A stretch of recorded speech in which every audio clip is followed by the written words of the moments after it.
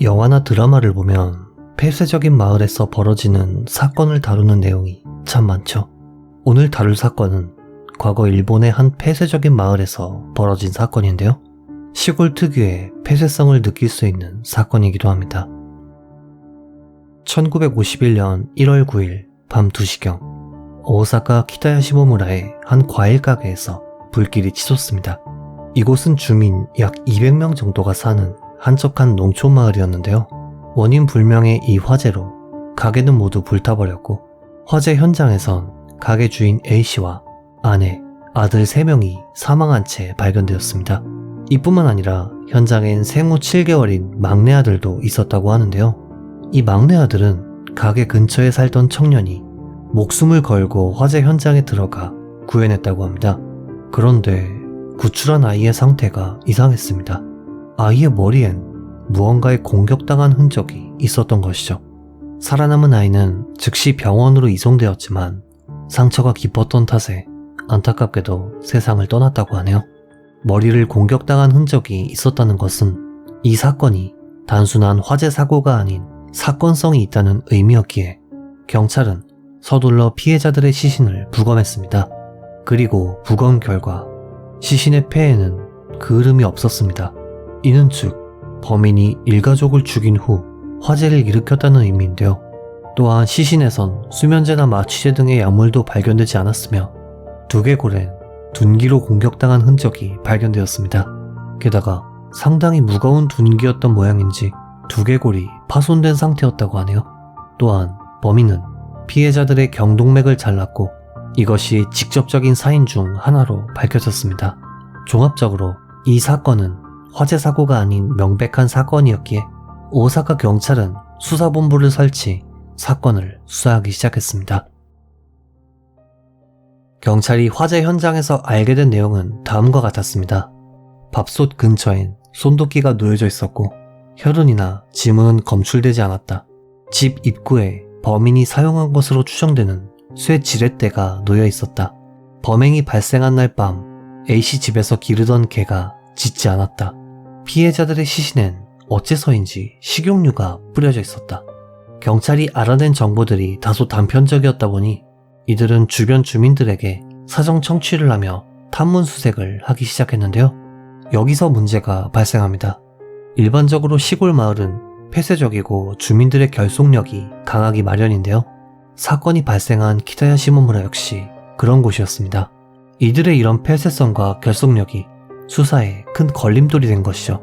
수사본부가 설치된 후 마을엔 매일같이 30명 이상의 형사가 와서 주민들에게 질문을 하거나 현장을 답사하는 등 수사를 벌였고 외지인을 꺼리는 폐쇄적인 농촌마을 특성상 이들은 결국 형사들이 질문해도 침묵을 지킬 뿐이었습니다.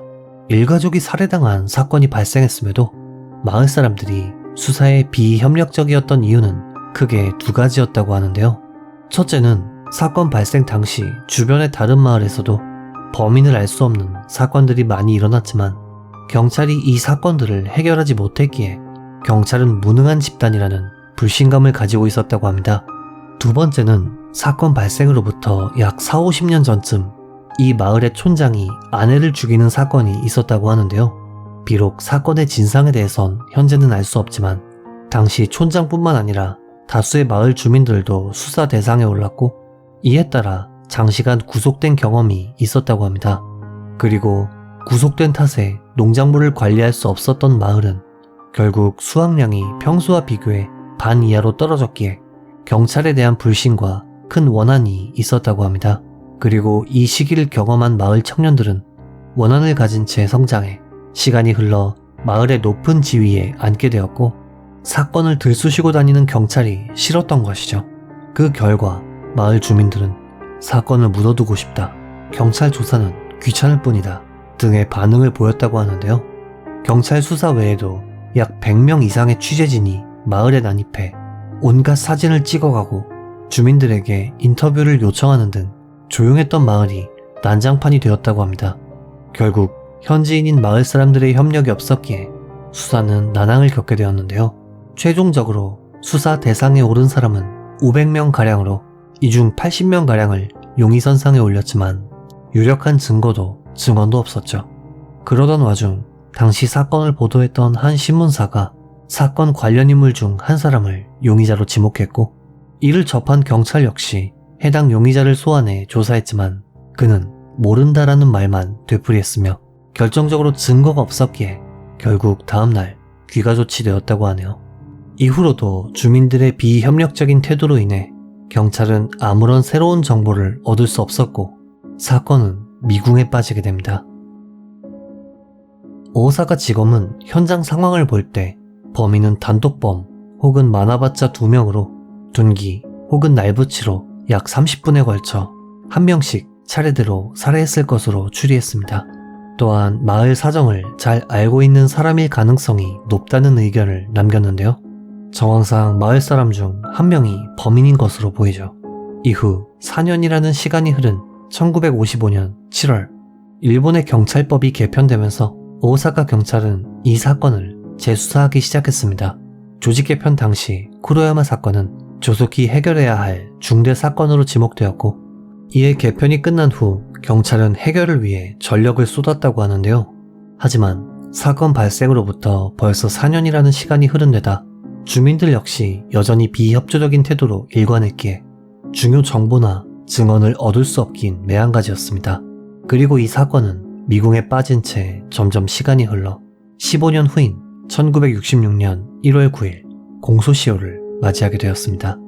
공소시효를 맞이했을 당시 쿠로야마 사건을 담당하던 수사 제1과는 목격자도 없고 조사에서도 유력한 증거나 증언이 없었던 것이 분하다. 범인은 아마 용의주도하게 범행을 계획한 단독범으로 추측되며 한 가족을 몰살하지 않으면 안 될 정도의 깊은 원한을 가지고 있었을 가능성이 높다 라는 의견을 발표했다고 합니다. 폐쇄적인 시골 마을에서 벌어진 이번 사건 어떻게 보셨는지요? 피해자들의 명복을 빌며 영상을 마칩니다. 규미사였습니다.